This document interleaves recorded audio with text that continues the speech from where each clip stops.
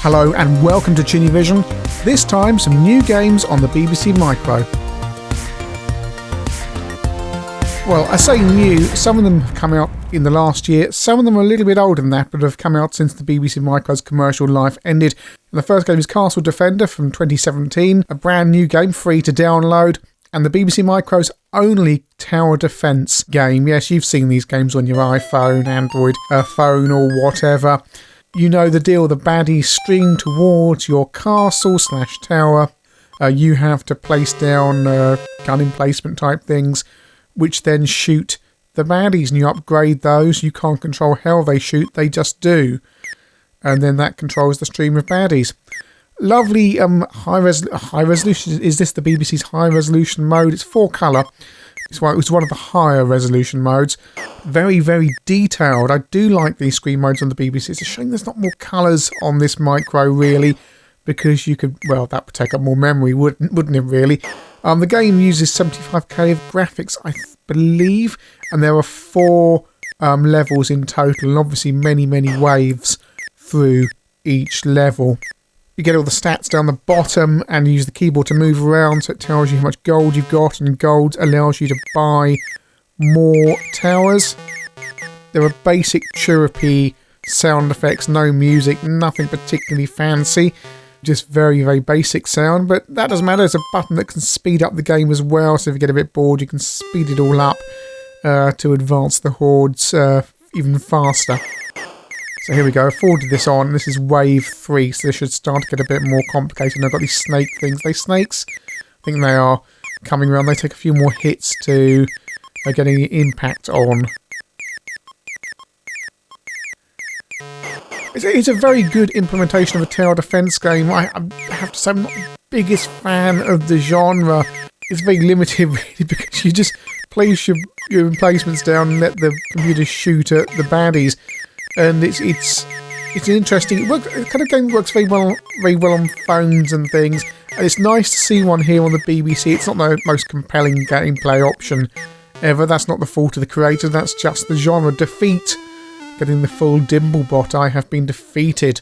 Anyway, there you go. I've completed 10% of the game and 8.2% of the enemies have been killed. Good fun. Enjoyed that. Next game is Weenies. The Weenies need your help. They fall off the hatch and the task is to guide them home by placing bricks and sections of ropes and ladders in their path. There's a time limit as well. And you can speed up the Weenies. This is a little bit of an older game. This is 2003. I'm guessing this could be something like Baby Joe on the CPC, even possibly kind of Lemmings type arrangements, all that kind of genre of game. C.R. Dewhurst, any relation to the Butchers? And I'll put details on how to obtain all of these games in the description. And this was a commercial release, although it is available for download. Whether that's legal or not, I don't know, but it is there on the web. So you can put a password in if you want to go to later levels. Let's go, let's go. Okay, getting a bad feeling about this, which has just been confirmed. Okay, right, it's Lemmings, but instead of falling, you place rope and blocks. The thought occurs, why not just do a full Lemmings clone? I suppose they commercially released it. Yeah.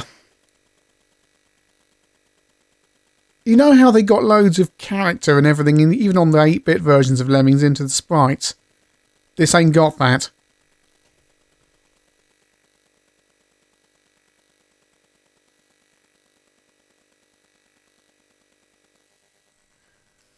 Why's that man got green skin in the cup? Let's go Weenies. Password. Right, okay. Down we go. Right. So your Weenies can follow a certain way. You've got to be pretty quick. You've got to get the... Whoa! Okay. You've got to be pretty quick getting your rope down there. One's died already. Do I need to get them all home? I think I do. In which case, this is a complete waste of time now.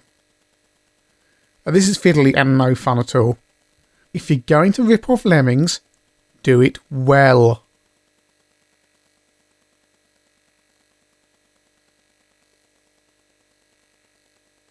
Now my timer is just counting down to 0 and game over. Sorry, having spent 20 minutes with Weenies, it's just pretty awful. If you're going to rip off a game like Lemmings, do it well. Don't do it badly. Don't be one of those games like back in the 80s on the BBC Micro, like Killer Gorilla, and games like that rip off popular games of the time, change the name, change the gameplay around a little bit, and look and play rather substandard. I do have a big problem because this kind of game is the bane of the BBC Micro. It was the bane of the BBC Micro in the 80s. It still is by the looks of it, even though this was 2003. Zap is a commercial release from 2009 by Retro Software, who appear to be releasing quite a few bits of software for the BBC Micro. Attractive loading screen here. Looks like a budget game on the outside of the spectrum, and then we get Zap is now loading. Why 2 loading screens? Never quite sure when people do that, but hey ho. The year is 2204. The century-long wars between Earth and the invading Dark Empire are coming to an end. The Earth is almost certain to perish. You're the last resort. I'm thinking Space Invaders. It is your job to zap everything. So we go ZX, question mark, return for fire, spacebar, okay. Oh, my finger's right over, my little finger has to be on return to fire. Why is my not, okay. Let's see how we go.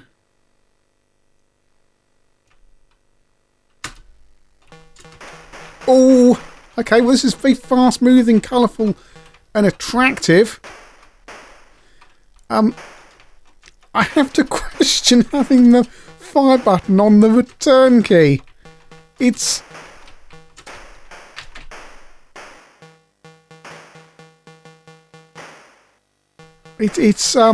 very difficult to fire using a little finger. Why is it fire not on my thumb on spacebar? Why can't I redefine the keys? Yeah, it makes it very hard. It's very smooth moving and good. I mean, imagine a good version of Speed Zone, a game I reviewed on the Spectrum Amstrad Commodore and Atari years ago. Nice big end of level baddie here. It is, however, just a little bit too fiddly on the... Yeah, controls kill this really. Attractive looking game. Good fun. Just a shame I'm mashing the fire button with my little finger. Why don't games include redefine key options? You can select your own key layout that works for you. I know that key layout is pretty standard for BBC Micro games, but it does not make it right or the best layout. This is Frogger by Richard Broadhurst. Again, another Retro Software game. Heard good things about this, but never played it before, so let's give it a go. Because Frogger's been done to death by many, many people over the years on every single format you can imagine. Plenty of clones of it on the BBC Micro. Look, we've got different keyboard layouts. So we don't have redefined keys, but we do have different keyboard layouts. Instructions for Frogger. Get the frog over the road, then over the river. So here we go, and nice high-resolution graphics here again. Over the road. Good use of the BBC Micro's palette. Yes, a little bit garish, but then again, so is the arcade original. And I love this vertical screen. I love this vertical screen layout, how it uses the BBC Micro's screen resolution.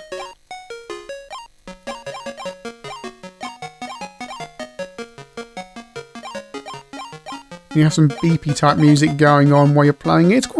It actually works well for the game. It's Frogger, what more can I say, but it's a really good implementation.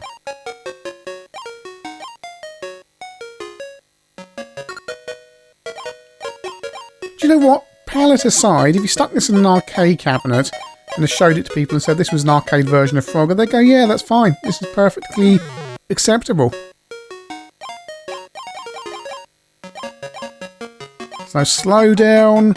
All the bits that need to move fast move well.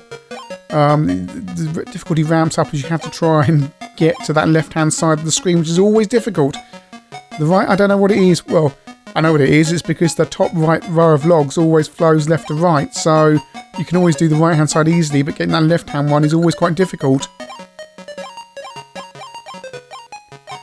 No, this is very competent, enjoyable, and a really good arcade conversion for the BBC Micro. Nice one. Magic Dot. Okay, so you're a Magic Dot, and what you have to do is touch all of the blocks on the screen, but there's inertia and weird things going on with your dot. So you have to touch them, and you mustn't touch the, I think, the blue one. I think that kills you. So we start off on this early level. Looks very simple. This is one of those games that's very, very deceptive because it looks simple.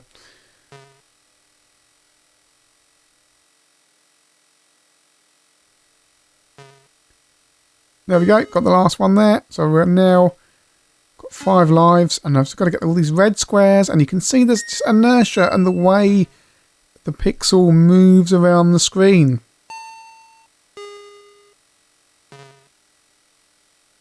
This probably looks incredibly unexciting, but it's challenging. It's just the way the pixel moves around and that inertia and the way it reacts to your movements. It's not easy, and as the game gently ramps up the difficulty by putting more blue blocks on the screen, it gets much, much harder. Any mistake is entirely your fault. There's no time limit, so you can take all the time in the world to get the red blocks. You just have to avoid those blue ones, and that L there is an extra life. The game is coded entirely in BASIC by the looks of it, but that's no shame. If you get your game coded in BASIC and you don't need any more than that, then that's absolutely fine. This game is really good, very enjoyable, and I highly recommend it. And what about actual conversions of Spectrum, Amstrad and Commodore games for the BBC Micro? Well, Trailblazer is one such game that's been converted to the BBC. So let's give it a go. A game I was never any good at on the Amstrad, and I'm playing this on capture delay, so I'm guessing it's going to be pretty much impossible with a 1/4 of a second delay, because Trailblazer was always a quick reaction game. But never mind, we'll give it a go and just see how it pans out on the Beeb. Got a joystick option as well. Sadly, again, no redefine key option. Come on, lads. This is a simple thing to implement. Just do it. Right, so it's demonstrably Trailblazer, and off we go. Oh, controls a little bit twitchy, but the game always was from what I can remember. And of course, when you die and you go off the screen there, you end up... Oh. Yeah, well, ignore how badly I'm doing at this, and let's just try and see how far I can get before I run out of lives. It moves really well. It's fast. It looks attractive. It uses the BBC's palette. Can't get that far into the game, but from what I've seen, this looks like a faithful and accurate port of Trailblazer for the BBC Micro. One for Beeb owners to take a look at. What a bit of 50 frames a second shoot-up action on the Beeb. Well, this is Richard Broadhurst's Phoenix. It's a Phoenix clone. And, yeah, it's pretty spiffy. Just the movement and the colour is really good. Music while you play, big sprites when the time comes, and everything you'd expect from a really good Phoenix clone. This is fantastic. Again, it's done in that high resolution 4-colour mode, which really suits it, and the Beeb throws those sprites around the screen really, really well. While hardcore Phoenix players will no doubt prefer to play the arcade original on MAME, for BBC owners this game is extremely polished and thoroughly recommended. So that's 7 games on the BBC Micro that I've looked at that have been released since the machines commercially passed away. Castle Defender, a very polished tower attack game. The only problems with the game are inherent with the genre itself. If you don't get along with tower defense games, then yeah, you're going to have a problem with it, but it looks really good, presented really well and very attractive. Weenies, I'm afraid, is one of those games that really grinds my gears. It's the exact problem that the BBC Micro had back in the day, where it didn't have the big games and small software companies would put out these clones and rip-offs of other games or mixed up, mashed up ideas. And it's just that. It borrows so much from Lemmings. The graphical style, if you're going to do that, you have to do it well. really don't think much of it, I'm afraid. Zap looks attractive and could potentially be a really good shoot 'em up for the BBC Micro, completely and utterly ruined by those controls. Who wants to fire with their little finger? I just can't. I'm just here with my beeb now. I can't see that, I'm sorry. At the very least, add a redefined key option to give people a choice. Frogger. Wow, how polished and superb is this game. If it wasn't for the BBC Micro's slightly garish palette, this could be put in an arcade and people will just assume it's an arcade game. Magic Dot is the simplest of the games we've seen today.